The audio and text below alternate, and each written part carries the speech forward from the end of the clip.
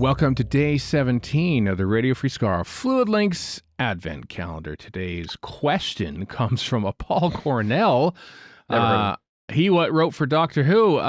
Which writers, chiefly known for comics, either in the past or current, do you think would be a good fit for TV Doctor Who?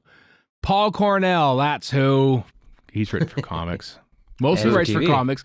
Has written in the past, but maybe Paul Cornell can write for Doctor Who. Chiefly known for writing comics? Like comics in general, or Doctor Who? Both. Comics? Both. I think we could probably do both because Warren's the more of the comicist amongst the three of us, so he could probably rattle off more people, whereas I could name like Jodie Hauser, who does the current ones. Dan Slott. Dan Slott, who is going to do one? Yeah, he's going to do one. Yeah, yeah, but he done them Spider-Man or something, didn't he?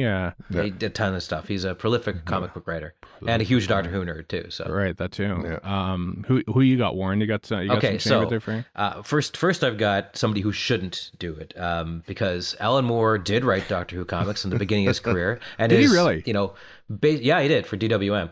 I think it was for DWM. I'm pretty sure it was DWM. And before he went on to other stuff. But as he went on, he was disgusted with the comic book industry and indeed most other industries, especially film and TV. So although he's an amazingly good writer still to this day, and he's kind of shifted into books more than anything else.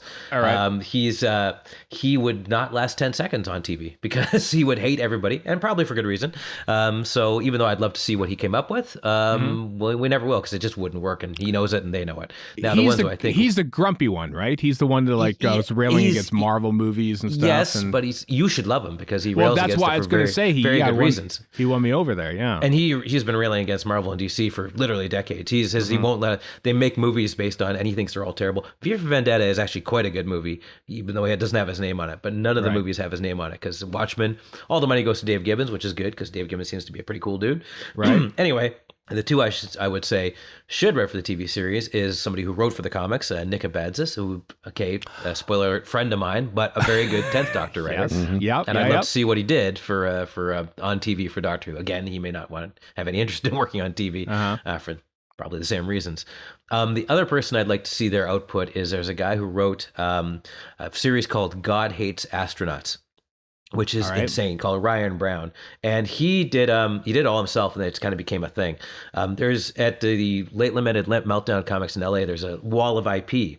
And that wall of IP, was stuff that hasn't been adapted yet, so that if some studio executive or whoever walks in, they see it's like, oh, we should get this. It was kind of there to help. It's literally a thing they had, and God Loves Astronauts is on there. The problem is it's completely insane. It's about this superpowered team who are the worst you've ever seen. One of them dies, gets reincarnated as a cow who's a ghost. That's the least crazy thing about it. But I would love to see what kind of insanity he would foist on Doctor Who.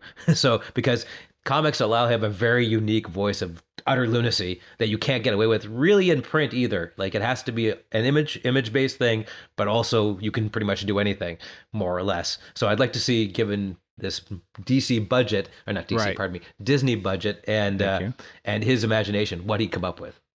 I thought when you're describing that there about this, this band of team that was incompetent at everything. This person gets killed and reincarnated as God. I thought you were describing Torchwood at first, and I mean a little bit. I thought that's where you were going with that. I would go, not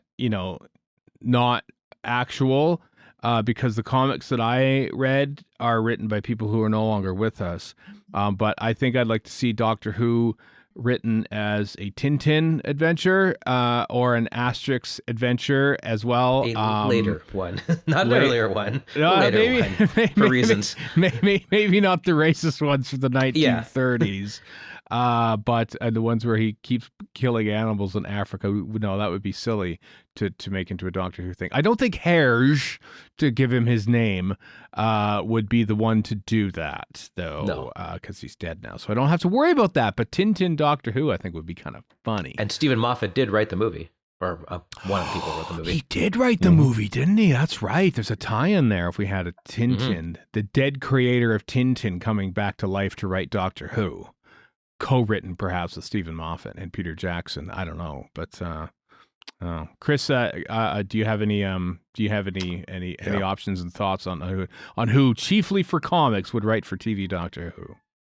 I do. I'm going to take a bit of a local approach and go with renowned Edmonton comic person and Doctor Who fan, Stephen Notley, who created Bob the Angry Flower. Bob the Angry Flower. Oh my God, that's right. He would throw in. But so that was like, where did that appear? That was like in the 80s and 90s. It was in the University of Gateway Alberta. originally. Yeah, Gateway, the magazine of the University of Alberta. Newspaper. Sorry. I would read those, and they would throw in like Doctor Who references, and I would laugh. Laugh at those. And the brother of the premier, or the ex-premier, I guess. Rachel Notley. Yep. This hopefully future premiere of Rachel Notley. Yeah. That's a great one. And a local angle. Mm-hmm. And I think we found our winner right there. That'd be kind of cool, actually. So, Stephen Notley, for you, submit your scripts to Bad Wolf Studios. They will be turned away immediately, but since we have determined on a previous Fluid Link that Warren and I will be showrunners of the show eventually one day, and when we're 90, and your scripts easily cowed. Your scripts will be top of the pile, Bob the Angry Flower.